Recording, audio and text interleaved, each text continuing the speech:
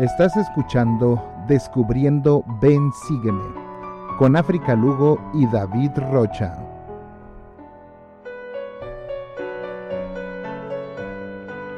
Las opiniones vertidas en este programa son de exclusiva responsabilidad de quienes las emiten y no representan necesariamente el pensamiento de la Iglesia de Jesucristo de los Santos de los Últimos Días.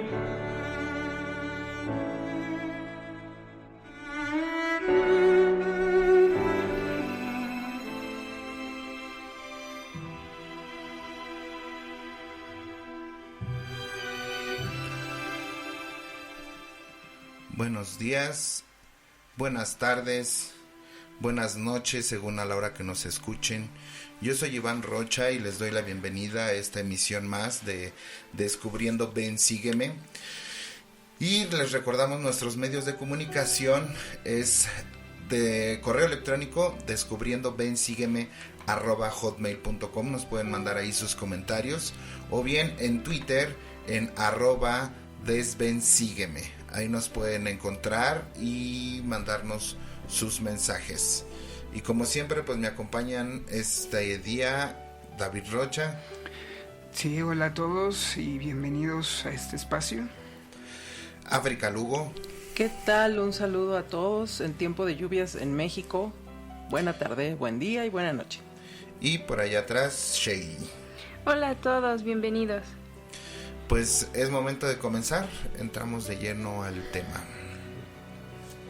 Muchas gracias, Iván. Esta semana leímos los capítulos 43 al 52 de Alma, mantenerse firmes en la fe de Cristo. Y tenemos, como siempre, dos preguntas. La primera de ellas es, ¿por qué será necesario leer de guerras, contenciones, intrigas y estos temas en el libro de Mormón? Y la segunda, ¿cómo aplican estas enseñanzas en nuestros días? Ahora la pregunta para ustedes es la siguiente. Para nosotros que estamos aquí, ¿alguna vez han estado en guerra con ustedes mismos y qué fortificación les ha servido? A ver, díganos. Iván. Híjole, pues yo creo que es muy constante, ¿no? El estar en guerra con nosotros mismos. A veces el espíritu se pelea con la carne, ¿no? Y más cuando tenemos la oportunidad de hacer algo que a nosotros nos gusta o soñamos, pero dentro de lleva el sacrificar pues nuestros principios, tiempo con la familia, tiempo en la iglesia, en ocasiones nuestras propias creencias y principios, pues yo creo que es donde más hay guerra, ¿no? Y uno como, ahora sí que el comentario tradicional, uno como exmisionero, pues cuando está en la misión aprende mucho respecto a eso y se ve muy envuelto en ese tipo de guerras, ¿no? A veces guerras internas, el desánimo, la frustración y el tener que cumplir con nuestras metas, ¿no? Y en ocasiones eso es lo que nos lleva, bueno, a mí en lo personal me llevaba constantemente a esa guerra interna, ¿no? ¿Y qué fortificación te ha servido? Híjole, pues como dicen las escrituras, el que permanece hasta el final, pues ese será salvo, ¿no? Así es. Y no se repite una vez, se repite muchas veces esa escritura, ¿no? Gracias, Iván. David.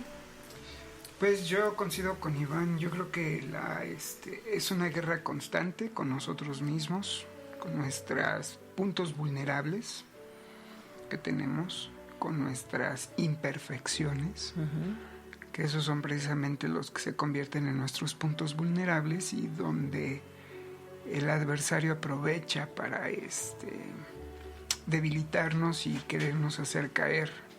Ahora, ¿qué es lo que me fortalece muchísimo? Pues yo creo que lo que te fortalecen son muchísimas cosas. Para empezar, pues el tener una fe inquebrantable en Jesucristo, el ser fiel a tus convenios, el saber que si tú cumples con esos convenios, el Señor va a cumplir con sus promesas, el estar constantemente orando, el estar constantemente leyendo las escrituras, o sea, lo básico, ¿no? Claro. Muchas gracias, David. Shay. Pues es de todos los días y a cada rato, porque luego dices algo que no querías haber dicho o piensas algo que no debiste haber pensado. Entonces siempre es esa guerra constante. ¿Y qué te ha fortalecido? Me ha fortalecido que de esas guerras tienes aprendizaje. Entonces para la próxima o lo piensas 2 veces o mejor ya no lo haces o lo dices. Claro. Muchas gracias. Estos capítulos están llenos de contenciones, tácticas, estrategias, intriga, pérdidas y triunfos. Mormón tomó tiempo para escribir, resumir e incluir todo esto como parte de la historia del libro de Mormón. Trataremos de entender qué es lo que Mormón vio y entendió y cómo estos capítulos cumplen con la instrucción que Nefi dio de no ocupar estas planchas con cosas que no sean de valor para los hijos de los hombres. Así que tomen sus escrituras y quédense con nosotros. Vamos a comenzar leyendo 1 Nefi 19:23, por favor. Y les leí muchas cosas que estaban escritas en los libros de Moisés, pero a fin de convencerlos más plenamente de que creyeran en el Señor su Redentor, les leí lo que escribió el profeta Isaías, porque comparé todas las escrituras a nosotros mismos para nuestro provecho e instrucción. Voy a repetirlo. Dice, comparé todas las escrituras. Quiere decir que estos capítulos que nos están hablando sobre guerras, es necesario que aprendamos el simbolismo, el mensaje que nos está dando nuestro Padre Celestial a través de ellas, porque es necesario vivir en rectitud en tiempos de guerra, porque nuestra guerra es constante. El presidente Ezra Taft Benson en la Conferencia General de octubre de 1979 dijo: hoy en día estamos en una batalla por los cuerpos y las almas de los hombres. Es una batalla entre 2 sistemas opuestos, la libertad y la esclavitud, Cristo y el anticristo. David, háblanos un poco, por favor, sobre las guerras. Bueno, tú misma ahorita nos acabas de mencionar como Nefi citaba o utilizaba los escritos de Moisés, los escritos de Isaías. ¿Esto qué quiere decir? Que los nefitas y los lamanitas, los libros canónicos con los que ellos contaban eran los libros precisamente que nosotros conocemos como el Antiguo Testamento, que era lo que estaba escrito en las planchas de bronce. Ellos no tenían el libro de Mormón, porque el libro de Mormón estaba en proceso de estarse escribiendo, de acuerdo a cómo iba aconteciendo la historia nefita y la historia lamanita. Entonces, ellos utilizaban esas escrituras para poderse corregir y, como tú lo acabas de decir, para comparar la vida, los desafíos que ellos estaban viviendo con los de la antigüedad. Y hay que recordar que en el mismo libro de Mormón se nos recuerda que el libro de Mormón entonces fue escrito para nuestra generación. Entonces, si fue escrito para nuestra generación y el Señor permitió o el Señor mandó, en este caso, a Mormón que escribiera todos los relatos de las guerras, tiene un objetivo divino. Ellos sabían perfectamente que en esta época nos íbamos a enfrentar a situaciones muy peligrosas. Las mismas escrituras dicen que en la dispensación del cumplimiento de los tiempos iba a haber guerras y rumores de guerras.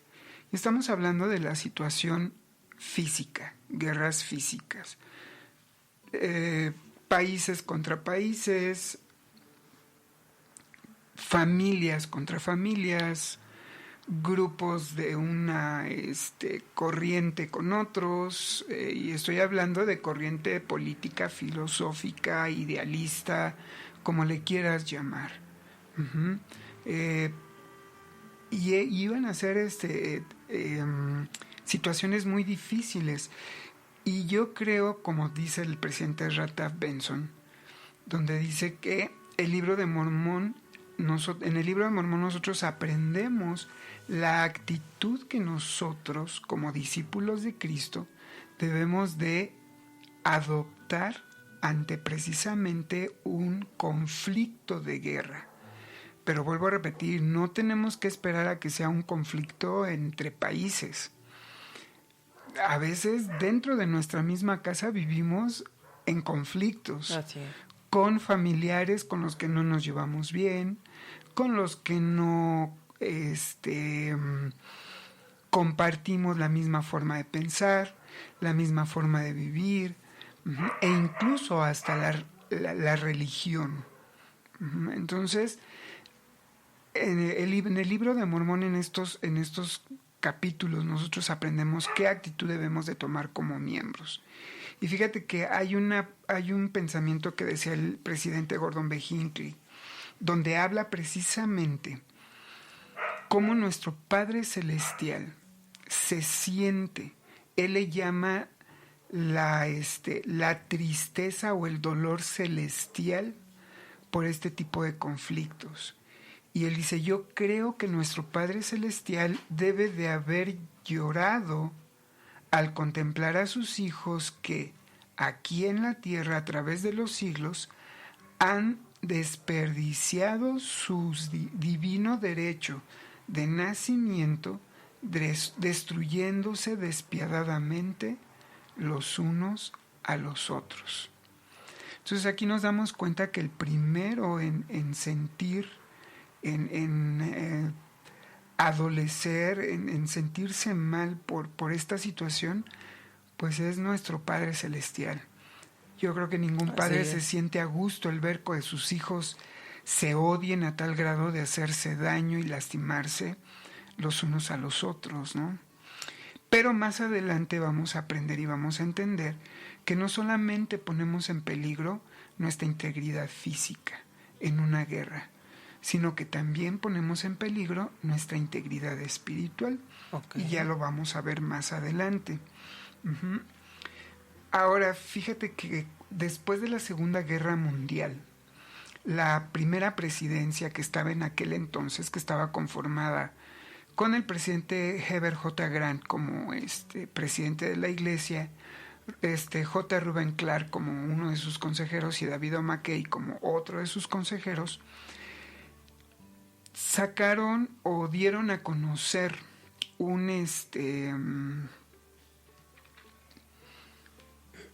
¿cómo se puede decir? Un discurso. Sí, un discurso en el cual ellos destacaron perfectamente cuál era la posición de la iglesia ante los conflictos bélicos. Y me gustaría leerlo rapidísimamente. Y dice así: por lo tanto, la iglesia se opone y debe de oponerse a la guerra. O sea, y estamos hablando como iglesia, los miembros, porque la iglesia somos nosotros, los santos de los últimos días. Debemos de oponernos a la guerra. Dice, no pueden contemplar la guerra como un medio recto para solucionar las disputas internacionales, las cuales deberían y podrían solucionarse si las naciones estuviesen de acuerdo, mediante negociaciones y ajustes pacíficas. Los miembros de la Iglesia son ciudadanos o súbditos de gobiernos soberanos sobre los cuales la Iglesia no tiene ningún control. Entonces aquí la Iglesia está reconociendo y está declarando que el único poder que puede tener sobre los miembros de la Iglesia es religioso. Así es. Es de conciencia, es de humanidad, de religiosamente. Uh-huh. Los miembros deben de ser obedientes a sus gobiernos soberanos y rendirles fiel servicio cuando reciban el llamamiento y hacer lo cual incluye el servicio militar. Dice, mas la iglesia en sí como tal no es responsable de estas políticas, por lo cual no tiene los medios de hacer nada más que instar plenamente a sus miembros a ofrecer lealtad a sus países y a las instituciones libres, según lo explica el más noble patriotismo. Todo ciudadano o súbdito tiene una obligación para con el Estado. Y yo creo que eso está plasmado perfectamente en los artículos de fe. Entonces, sí, la Iglesia nos dice que nosotros debemos de buscar siempre la vía pacífica para resolver cualquier tipo de conflicto. Pero si no hay más remedio, pues entonces sí debemos de tomar las armas para poder defender a nuestra patria, sobre todo cuando los motivos sean nobles, rectos y estén justificados. Exactamente, muchas gracias. Y además de estos conflictos bélicos, nosotros en lo personal nos enfrentamos a batallas físicas, emocionales, mentales y espirituales. En Alma 43, los oramitas se unen a los lamanitas para atacar a los nefitas, y en esta guerra de los lamanitas contra los nefitas hay dos juegos de planes. Vamos a leer Alma 43, versículos 5 al 8. Y ocurrió que los lamanitas vinieron con sus miles y llegaron a la tierra de Antionum, que es la tierra de los oramitas, y era su caudillo un hombre llamado Seraemna. Y como los amalequitas eran por naturaleza de una disposición más ruin y sanguinaria que los lamanitas, Seraemna, por tanto, nombró capitanes en jefe entre los lamanitas, y todos eran amalequitas y soramitas.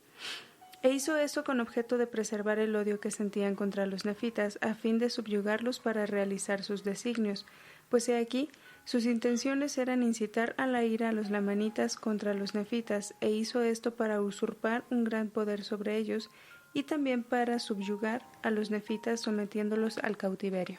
Ese es el plan de los lamanitas y cómo enfrentar al enemigo. Vamos ahora a leer Alma 43, versículos 9 al 12. Ahora bien, el propósito de los nefitas era proteger sus tierras y sus casas, sus esposas y sus hijos, para preservarlos de las manos de sus enemigos, y también preservar sus derechos y sus privilegios, sí, y también su libertad para poder adorar a Dios según sus deseos, porque sabían que si llegaban a caer en manos de los lamanitas, estos destruirían a cualquiera que en espíritu y en verdad adorara a Dios, el Dios verdadero y viviente. Sí, y también sabían del extremado odio de los lamanitas para con sus hermanos, quienes eran el pueblo de Antinefilei, los cuales se llamaban el pueblo de Amón, y esos no querían tomar las armas, sí, habían hecho un convenio y no lo querían quebrantar, por tanto, si caían en manos de los lamanitas serían destruidos, y los nefitas no iban a permitir que fuesen destruidos, por tanto, les dieron tierras para su herencia. Aquí podemos ver la diferencia de ambos planes. Vamos ahora a leer Alma 43, versículos 19 y 20, por favor.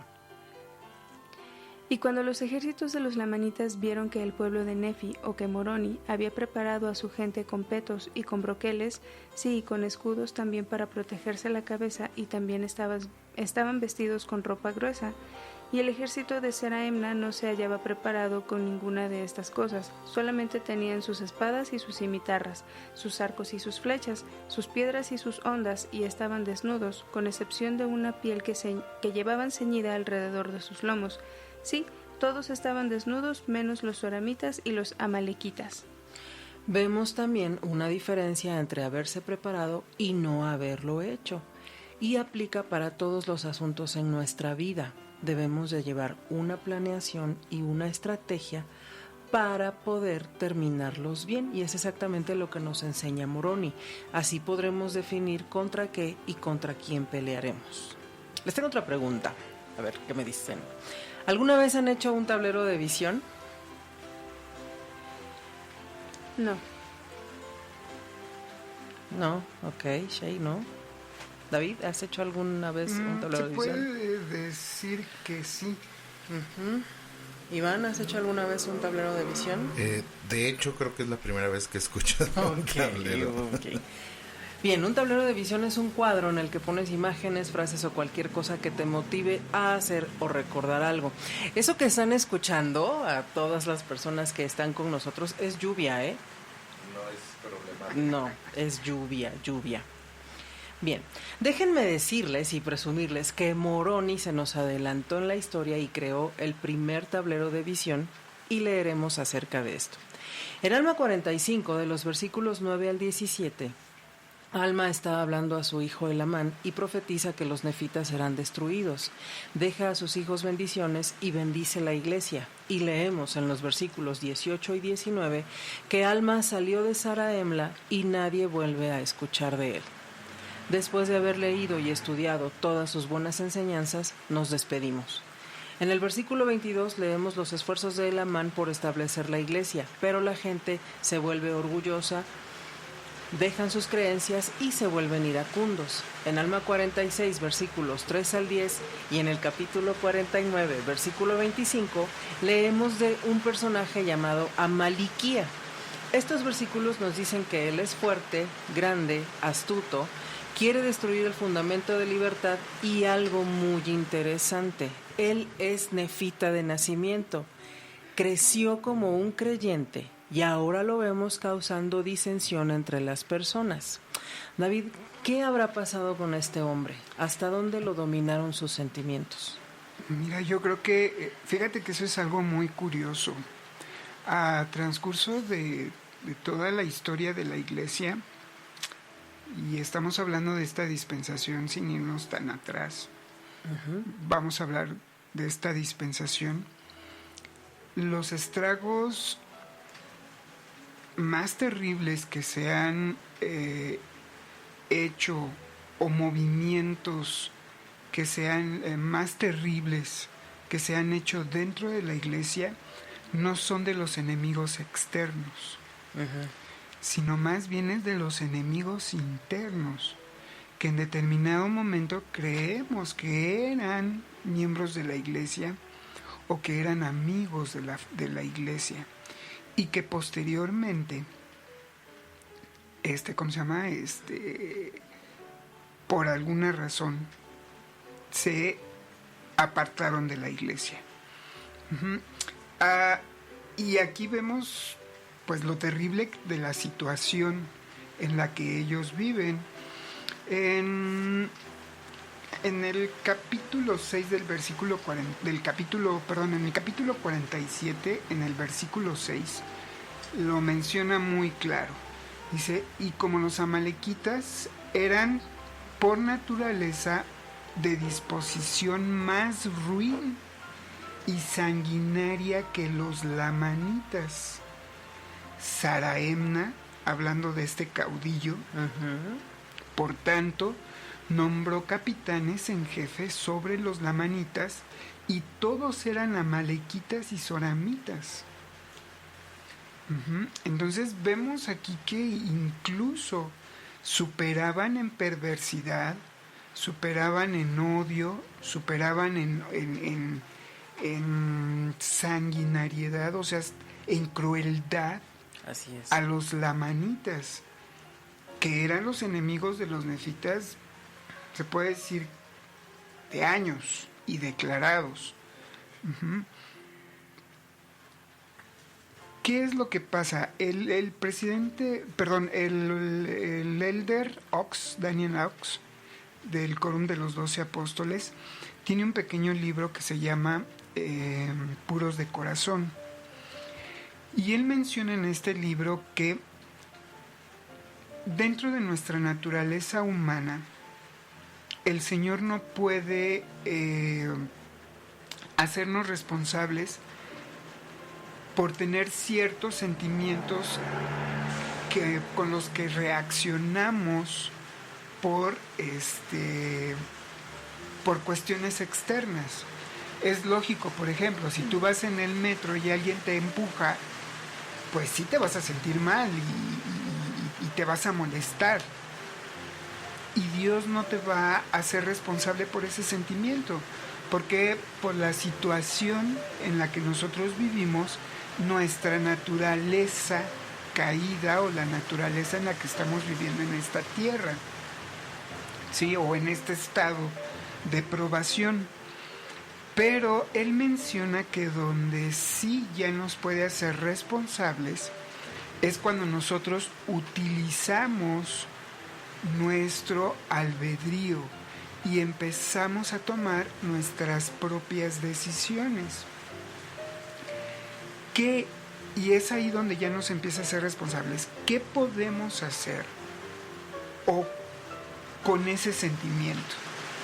Yo puedo ir un domingo a la capilla, saludar a un hermano y a lo mejor el hermano se pasa de filo y no me saluda. Obvio, yo me voy a sentir mal porque es natural, está dentro de mi naturaleza el sentirme mal porque el hermano me ignoró. Pero ahí el Señor me dice, no eres responsable. Pero yo empiezo a usar mi albedrío y empiezo a decidir qué voy a hacer con ese sentimiento.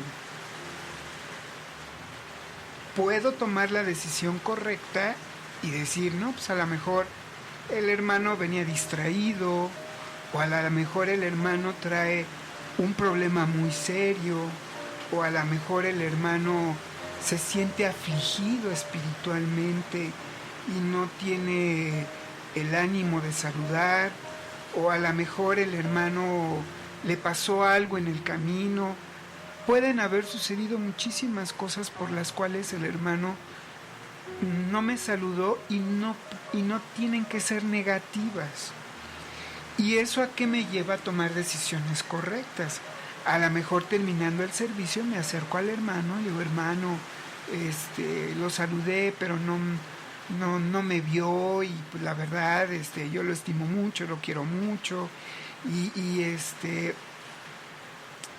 hacer que esto tenga un final feliz. Pero puedo tomar la decisión incorrecta y empezar, no, es que no le caigo bien al hermano, es que el hermano es un grosero, y es que el hermano de segurito ya platicó con otro hermano que no le caigo bien y quién sabe qué, y empezamos a hacer que ese sentimiento negativo empiece a crecer, y entonces ya no solamente es el simple hecho de haberme sentido incómodo porque no me saludó, sino que ahora empiezo a ver cosas que no son correctas. Claro. Y empiezo a sentirme frustrado y empiezo a sentir coraje y empiezo a sentirme resentido y al rato ya no es con el hermano, ya es con la familia. Y empiezo a hacer que esto crezca. Y ahí sí el Señor me hace responsable. Uh-huh. Y creo que esto fue precisamente lo que pasó con estos seres. Ellos por alguna razón, y nosotros sabemos, ellos querían ser reyes. Claro. Uh-huh. Y querían tener el poder de los nefitas. Y no se dio. Los nefitas no quisieron que ellos fueran sus reyes.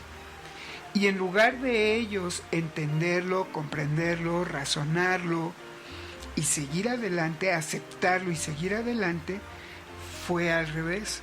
Empezaron a llenarse de coraje, de ira, de odio, de resentimiento, pero no solamente ellos, sino que empezaron a llevarse a más gente. Uh-huh.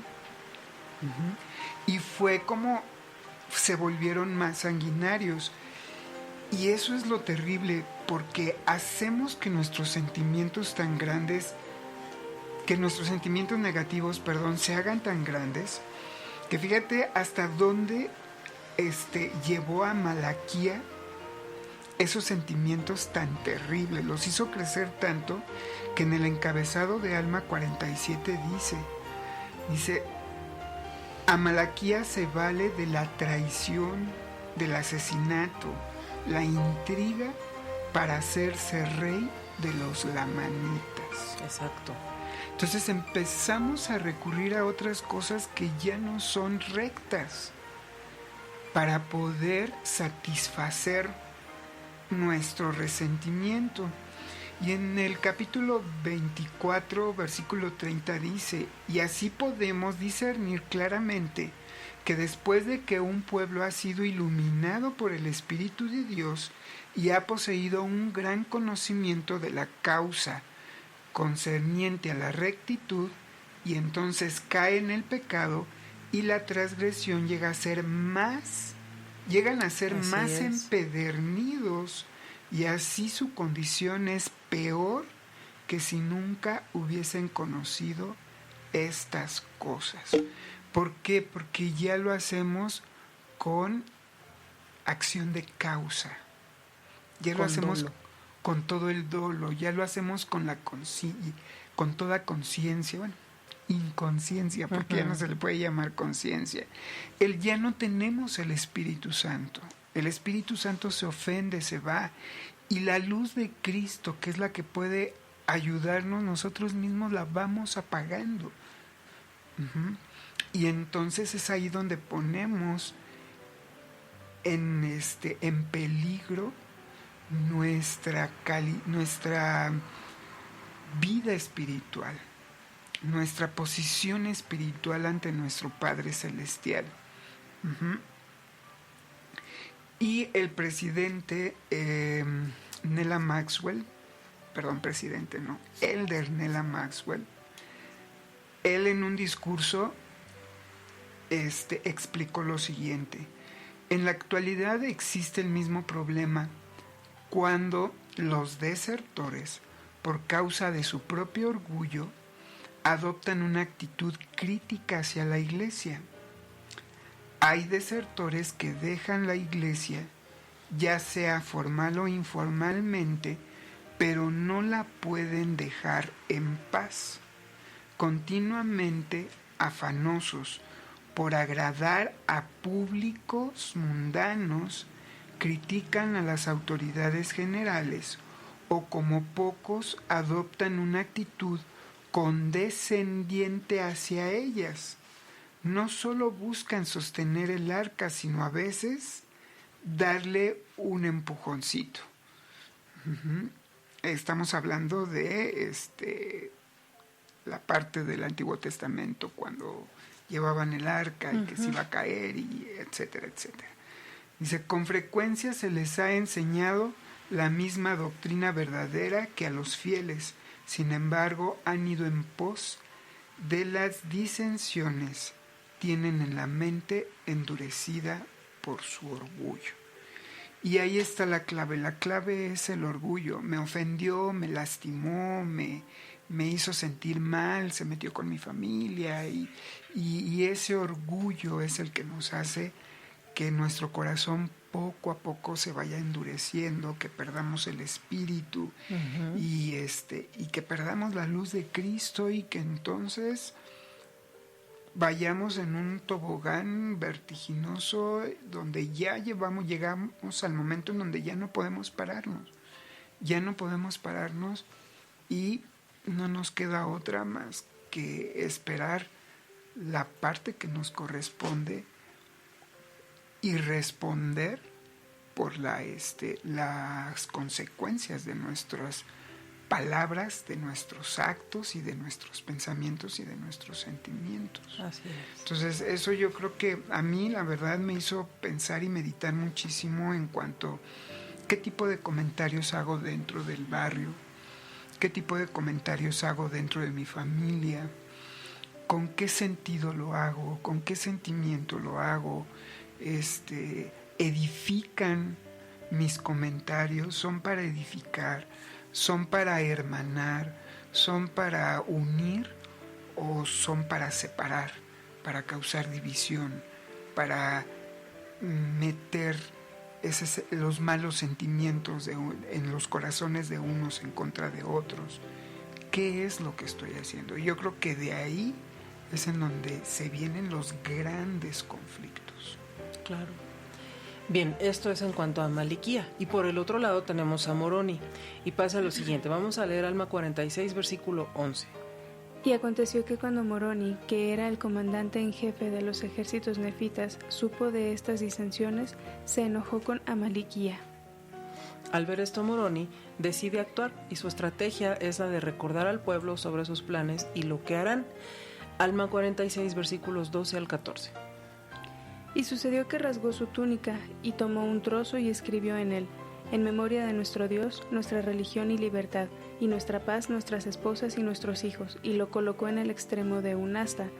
Y se ajustó su casco y su peto y sus escudos, y se ciñó los lomos con su armadura, y tomó el asta en cuyo extremo se hallaba su túnica rasgada, y la llamó el estandarte de la libertad, y se inclinó hasta el suelo y rogó fervorosamente a su Dios que las bendiciones de libertad descansaran sobre sus hermanos mientras permaneciese un grupo de cristianos para poseer la tierra, porque todos los creyentes verdaderos de Cristo, quienes pertenecían a la iglesia, así eran llamados por aquellos que no eran de la iglesia de Dios. Como yo pregunté hace rato, ese es un tablero de visión. Y ese es el tablero de visión de Moroni. Un gran recordatorio visual de los planes que tenían. Y observemos en qué orden lo hace. Primero, su Dios. Segundo, su religión. Tercero, la libertad y la paz. Y cuarto, su familia. Podemos entender entonces que Moroni les está haciendo también, no además de sentir, sino ver por qué iban a luchar. Vamos a leer ahora Alma 46, versículos 20 y 21.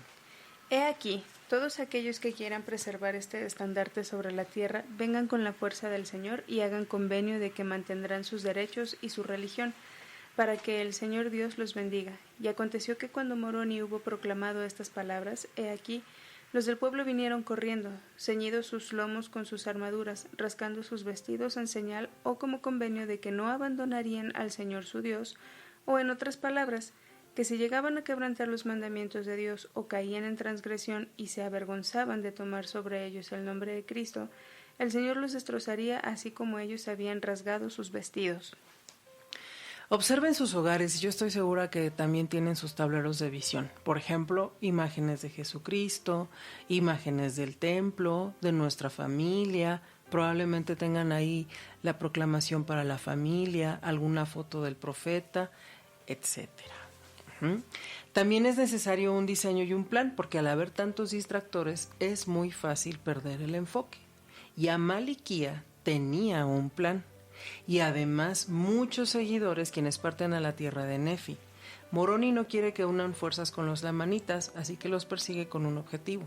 Cuando Amaliquía ve esto, huye con un pequeño número de estos seguidores. El resto se queda y Moroni los captura y les hace saber que mataría a cualquiera que se negara a hacer pacto de sostener la causa de la libertad, y muy pocos lo rechazaron.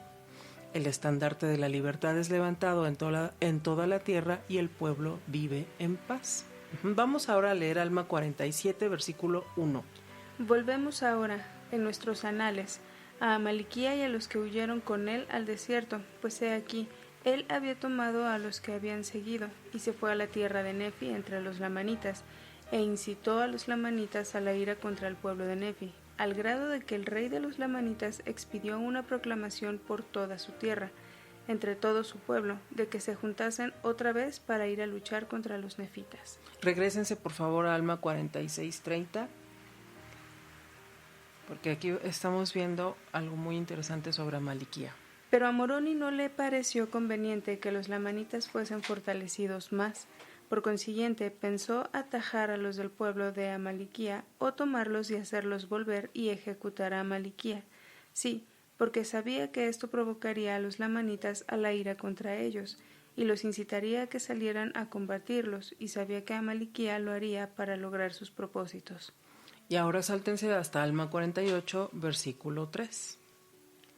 Había por tanto logrado su propósito, pues había endurecido el corazón de los lamanitas, y cegado sus mentes, y los había incitado a la ira, a tal grado que había reunido una hueste numerosa para ir a la batalla en contra de los nefitas. Estos 3 versículos describen a la perfección que Amaliquía es un incitador, y además de su plan, quería usurpar el poder. Asegúrense de leer muy bien todo este capítulo, porque los 36 versículos hablan sobre intriga, astucia, influencia, traición, mentiras, alianzas ilegítimas. Entonces, Háganlo con más detenimiento para que puedan entender las artimañas de las que se vale el enemigo para confundirnos y perder el enfoque. Y su plan estaba funcionando, este plan que tenía Maliquía funcionaba. Y por el otro lado tenemos a Moroni, él también está trabajando y haciendo preparativos para su pueblo. Vamos a leer Alma 48, versículos 7 al 9. Ahora bien, aconteció que mientras Amaliquía así había estado adquiriendo poder por medio del fraude y del engaño, Moroni, por otra parte, había estado preparando la mente de los del pueblo para que fuesen fieles al Señor su Dios. Sí, él había estado fortaleciendo los ejércitos de los nefitas y construyendo pequeños fuertes o sitios de refugio, levantando parapetos de tierra alrededor de sus ejércitos y erigiendo también muros de piedra para cercarlos, en los contornos de sus ciudades y en las fronteras de sus tierras, sí, por toda la tierra. Y en sus fortificaciones más débiles colocó al mayor número de hombres y así fortificó y reforzó la tierra que poseían los nefitas. Gracias. Entonces podríamos entender que estos capítulos, se viven en paralelo. Mientras uno está en busca de su propio poder, el otro busca el bienestar del pueblo. Y vamos a ver un poco más sobre Moroni. En primera, él tiene el deseo de libertad del pueblo y del bienestar. Preparó al pueblo para su defensa, ejerció la fe en Cristo, era espiritualmente poderoso y gracias a esto pudo preparar la mente de los del pueblo para que fueran fieles al Señor. Los fortaleció, construyó pequeños refugios, levantó parapetos. Un parapeto es un muro de piedras, sacos de arena y otros materiales que sirve para proteger a los que luchan de los ataques de sus enemigos. También erigió muros y en los sitios débiles multiplicó el número de personas. Aprendemos que nosotros, como seres humanos, también tenemos partes débiles que tenemos que reforzar y fortificar, porque es ahí donde Satanás atacará y tendremos que estar preparados. El elder Larry R. Lawrence en la revista Liaona de abril de 2017 dijo: el diablo ataca a todos los hombres, pero en especial a aquellos que tienen un mayor potencial de alcanzar la felicidad eterna. Claramente él envidia a cualquiera que esté en el camino que conduce a la exaltación. Las escrituras enseñan que Satanás les hace la guerra a los santos de Dios y los rodea por todos lados. Hace rato, David, nos hablabas en cuanto a poner en riesgo nuestro espíritu. ¿Es posible aniquilar al espíritu? Claro que sí. Ya, de hecho, creo que también en el espacio anterior hablamos un poquito en cuanto a eso. Y lo podemos ver en 2 Nefi, en el capítulo 9, versículos 10 y 12, y en el mismo Alma, capítulo 42, 9. Pero me gustaría más hacer énfasis en Mateo 10, 28, donde nos dice, no temáis a los que matan el cuerpo, pero no pueden matar el alma. Más bien temed aquel que puede destruir el alma y el cuerpo en el infierno. Nosotros sabemos que como una consecuencia de la caída entraron dos muertes al ser humano, sí, o al género humano. Por un lado está la muerte física. Sabemos que es la separación de nuestro espíritu y de nuestro cuerpo. Pero nosotros sabemos que por medio de la resurrección de Jesucristo, todos vamos a poder vencer esa muerte física. Sí. Y el libro de Mormón nos da un poquito más de luz al respecto cuando nos dice que no necesitamos hacer nada. Todos vamos a resucitar, buenos, malos, ancianos, niños, esclavos, libres, todos vamos a resucitar para poder ser llevados a comparecer con nuestro Padre Celestial y al juicio final. Pero también existe la otra muerte, que es la muerte espiritual. ¿Qué es la muerte espiritual? La muerte espiritual es precisamente el estar alejados o estar excluidos de la presencia de nuestro Padre Celestial por nuestros pecados. por nuestras malas decisiones. Simple y sencillamente por estar sucios del pecado, no podemos estar en su presencia. Por lo tal, no podemos heredar un estado de gloria en el cual podamos vivir con Él, por esa condición en la que vamos a estar viviendo o en la que vivimos. Ahora, ¿cómo podemos aniquilar o asesinar al espíritu? Porque aquí nos habla el Señor de que no temamos o que no tengamos miedo de aquellos que pueden matar mi cuerpo. Porque sabemos que todos nos vamos a enfrentar a la muerte física tarde o temprano. Así es. Dice, más bien teman a aquel que puede matar su espíritu en el infierno. ¿Por qué? Porque si nosotros morimos con pecados, así nos vamos a levantar. Y nos vamos a levantar en una condición en la cual no vamos a estar preparados para vivir en la presencia de nuestro Padre Celestial. Y hay gente que se dedica a eso. Satanás es lo que quiere, que cada vez que nosotros cometemos un pecado, es como asesinar nuestro espíritu. Y por eso también es urgente que nosotros podamos arrepentirnos en esta vida. Y esa es una de las grandes consecuencias que tiene la guerra. La guerra, su efecto devastador no es solamente aniquilar el cuerpo, sino también aniquilar el espíritu. Yo recuerdo al elder, no voy a decir el nombre del apóstol porque no lo sé, no lo recuerdo, pero sí recuerdo perfectamente la experiencia que él tuvo precisamente cuando él fue llamado a servir en la Marina de los Estados Unidos cuando la Segunda Guerra Mundial. Él dice que partieron en un buque de guerra y pues en aquel entonces las travesías eran travesías que duraban semanas, duraban meses. Y pues la mayoría de o más bien la totalidad de los que iban ahí pues eran puros hombres y imagínate en alta mar, bajo presión, de que pudiera haber que el enemigo los pudiera detectar, y los submarinos, etcétera, etcétera, toda esa travesía. Y llegan a Inglaterra. Su primer parada fue a Inglaterra. En cuanto llegaron a Inglaterra, les dieron el día y la noche libres.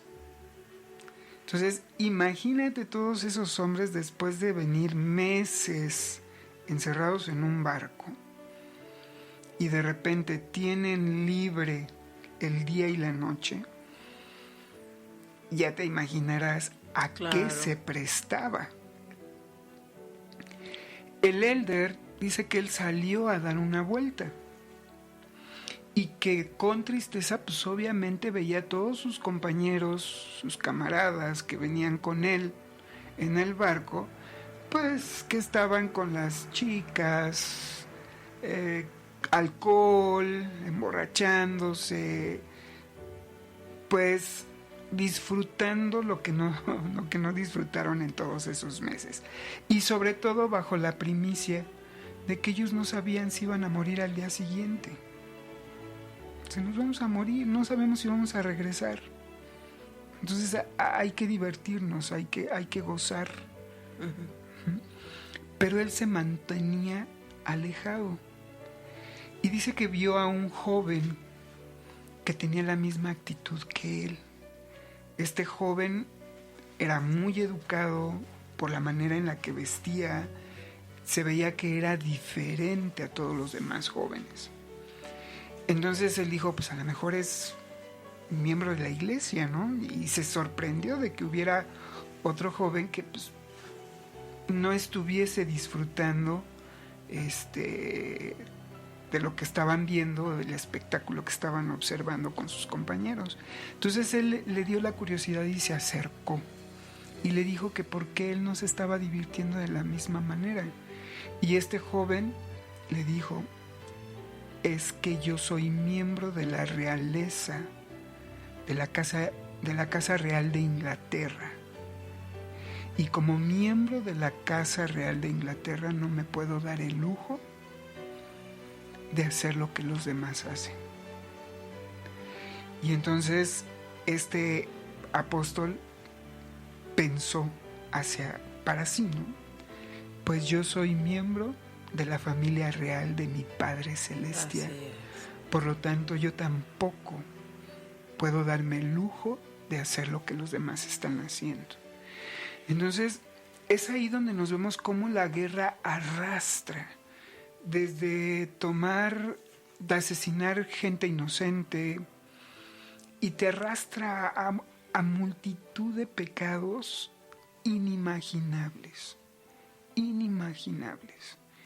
Y entonces es ahí donde nos damos cuenta que las guerras o los conflictos no solamente aniquilan tu cuerpo, sino también pueden aniquilar tu espíritu.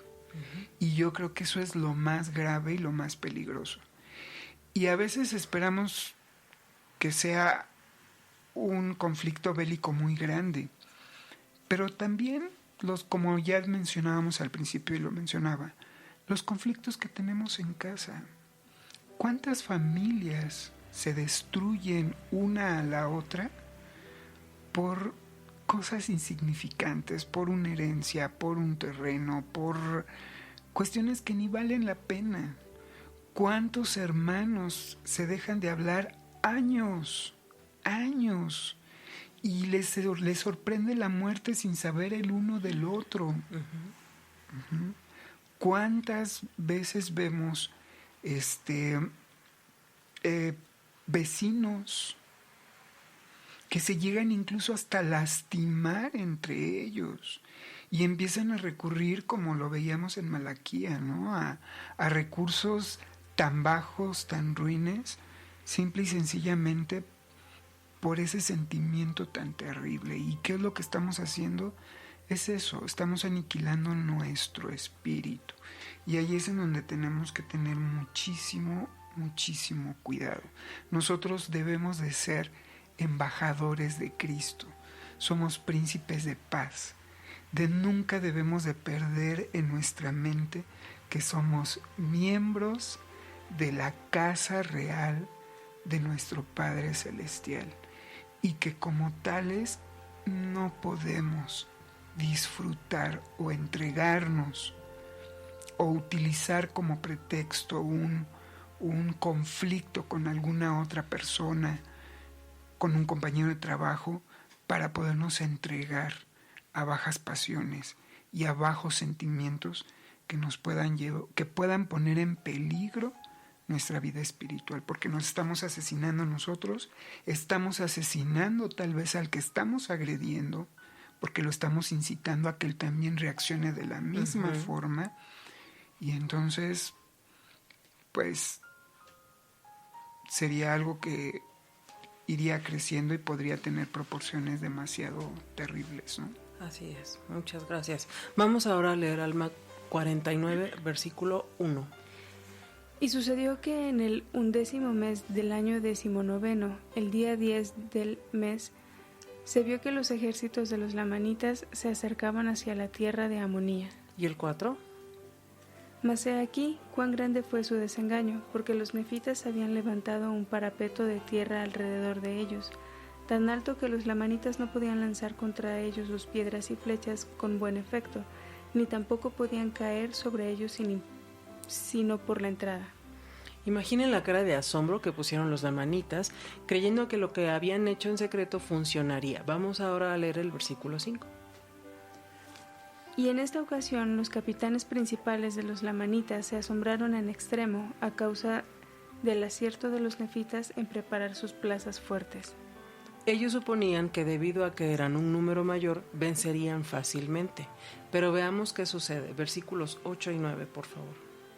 Pero he aquí, Para su mayor asombro, ellos estaban preparados para recibirlos de una manera como nunca se había conocido entre los hijos de Lehi, y estaban preparados para combatir a los lamanitas según las instrucciones de Moroni.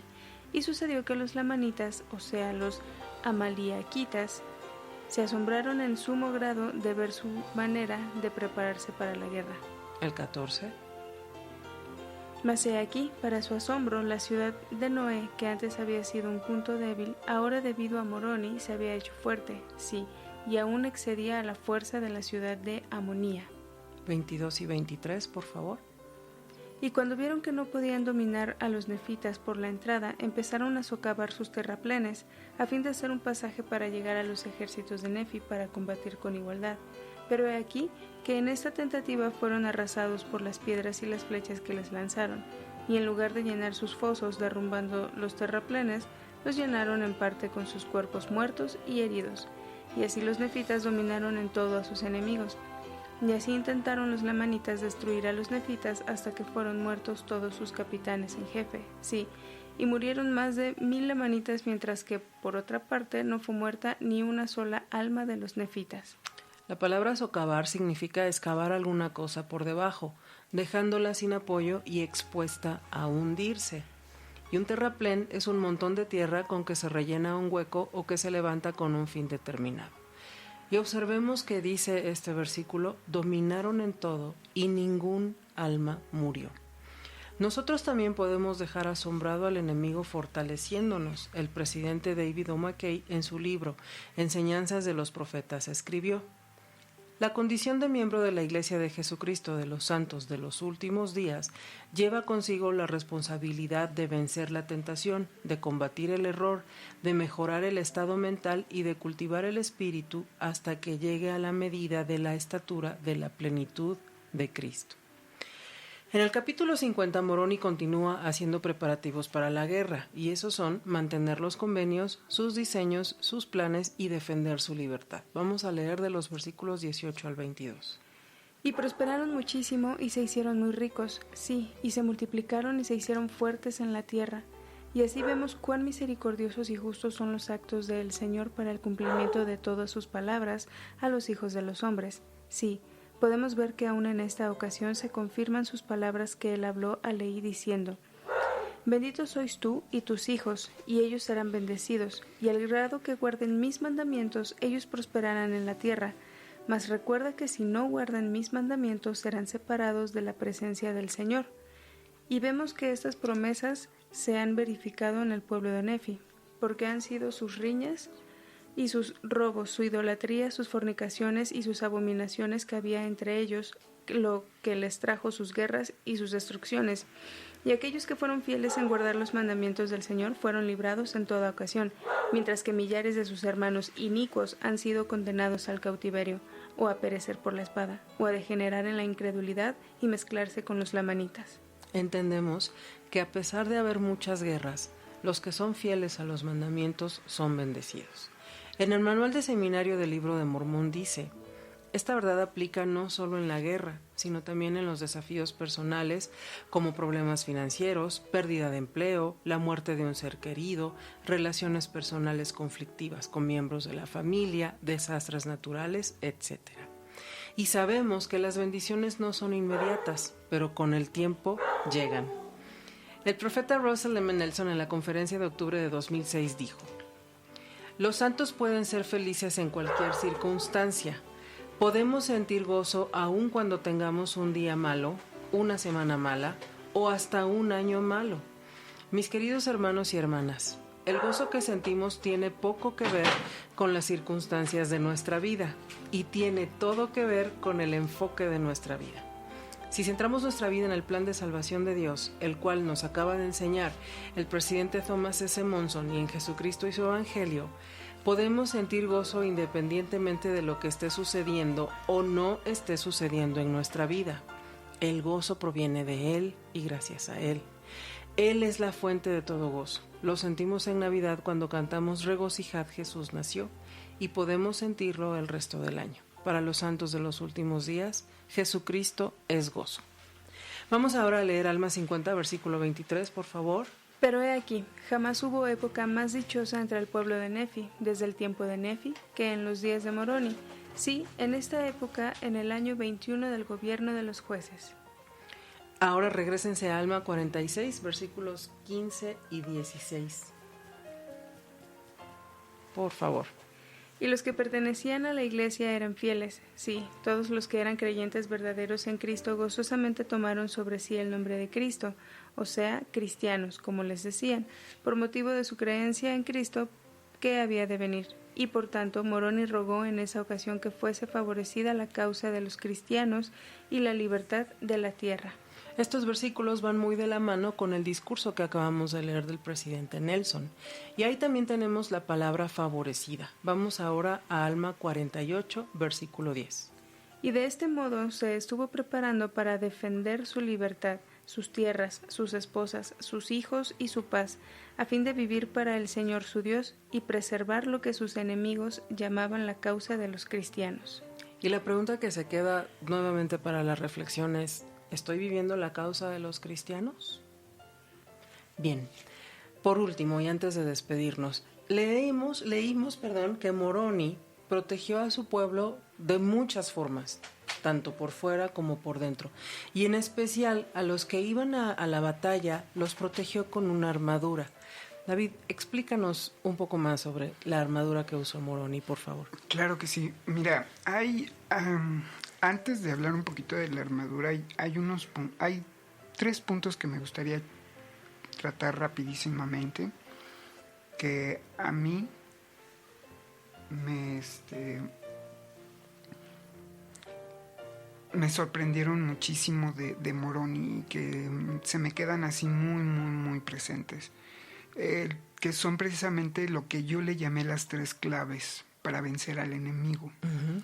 La primera es el ejercer la fe o una fe inquebrantable en Cristo.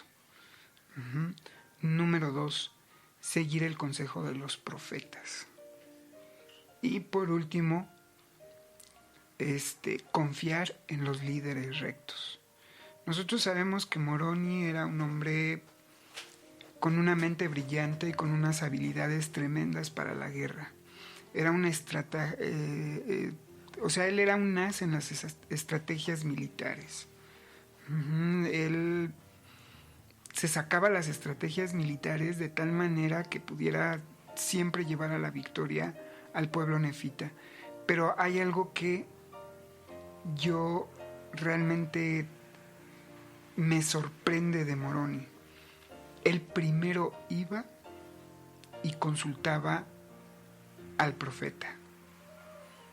Y de acuerdo al consejo que le daba el profeta, era como ya entonces planeaba toda la estrategia. Uh-huh. Y yo creo que esos son claves que nos pueden ayudar a nosotros, pero tremendamente, ¿no? El hecho de que primero escuchemos el consejo de nuestro profeta, y después de escuchar los consejos de nuestros profetas, entonces hacer toda nuestra planeación para la vida, para los negocios, para cualquier aspecto que tú tengas en tu vida, y eso te va a llevar al éxito y te va a llevar a vencer al enemigo. Uh-huh. Y parte de esa estrategia, como tú lo acabas de mencionar, era precisamente la armadura. Nosotros sabemos que esto no es algo nuevo. Uh-huh. Ya lo mencionaba Pablo en el Nuevo Testamento. Pablo detectó que había ciertos puntos que eran vulnerables en nosotros para nuestra integridad, o para proteger nuestra integridad espiritual. Uh-huh. Dice que primeramente era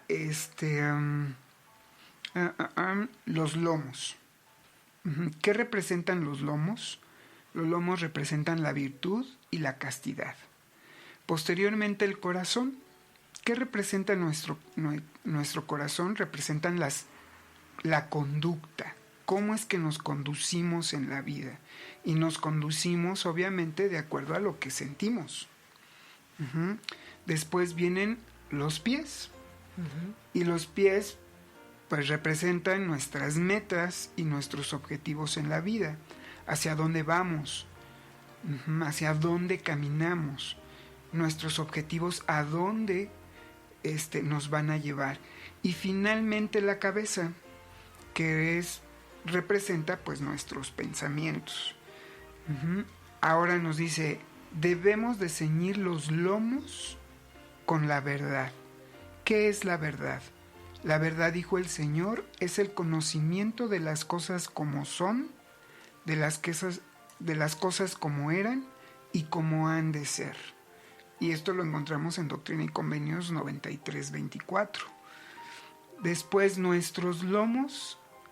si nuestros lomos estarán ceñidos con la verdad, declara el profeta, el corazón, ¿qué tipo de corazón ha de proteger nuestras conductas en la vida? Dice que vestiremos nuestro corazón con la coraza de la justicia.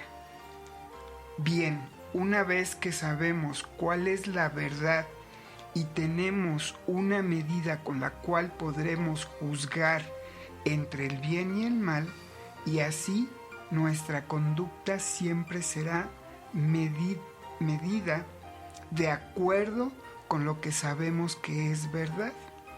La coraza que vestirá nuestra conducta será la rectitud. Ahora, ¿con qué nos protegeremos los pies? ¿O cómo mediremos nuestros objetivos y nuestras metas en la vida?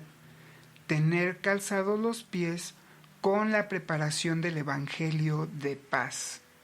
Y por último, el yelmo de la salvación. ¿Qué es la salvación? La salvación es ser salvo. ¿Salvo de qué? De la muerte y del pecado. ¿Esto qué quiere decir? Que nuestros pensamientos deben de ser libres de todo pecado. Ahora bien, el apóstol Pablo tenía a ese hombre con su armadura, que sostenía en la mano un escudo y en la otra una espada, las cuales eran las armas de aquellos días. Ese escudo era el escudo de la fe. La espada era la espada del Espíritu, que es la palabra de Dios. No se me ocurre ningún arma más potente que la fe y el conocimiento de las Escrituras en las cuales se encuentra la palabra de Dios. Alguien que tenga esa armadura y que cuente con la preparación de esas armas, se encuentra listo para ir a la batalla contra el enemigo. Muchísimas gracias, David. Ahora la pregunta sería, ¿cómo es que la fe se convierte un escudo para nosotros? ¿Y cómo es que el tener el conocimiento de la palabra de Dios se puede convertir en una espada con la cual nosotros podemos defendernos? Muchas gracias, amigos, amigas, hermanos, hermanas. Gracias por este tiempo. Hasta aquí termina nuestro análisis. Analícenlo, lean, escúchenlo en familia, lean las escrituras y por favor háganos saber sus comentarios. De verdad lo agradecemos mucho. Y pues el tiempo se ha terminado, David. Yo quisiera mandar una felicitación muy grande a la hermana Ana Ramos, que cumplió años la semana pasada. Felicidades. Shay. Felicidades a la hermana. Es Y tiempo, Iván. Gracias. El productor también cumplió años la semana pasada. ¡Felicidades! Felicidades. Pues muchas gracias, hermanos, por acompañarnos en esta ocasión. Gracias por estar siempre al pendiente de nosotros.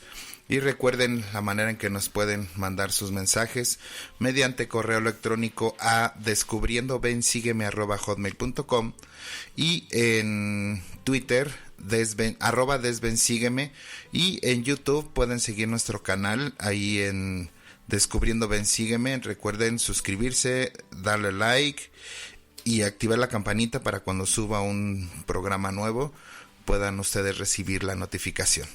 Pues muchas gracias, nos despedimos y nos estamos escuchando la próxima ocasión.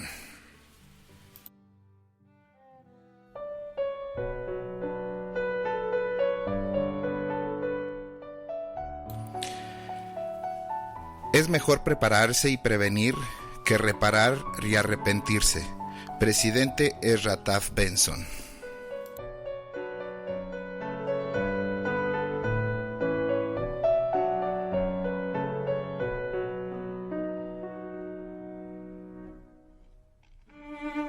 Esto fue Ven Sígueme, un programa más de Chilango Radionet.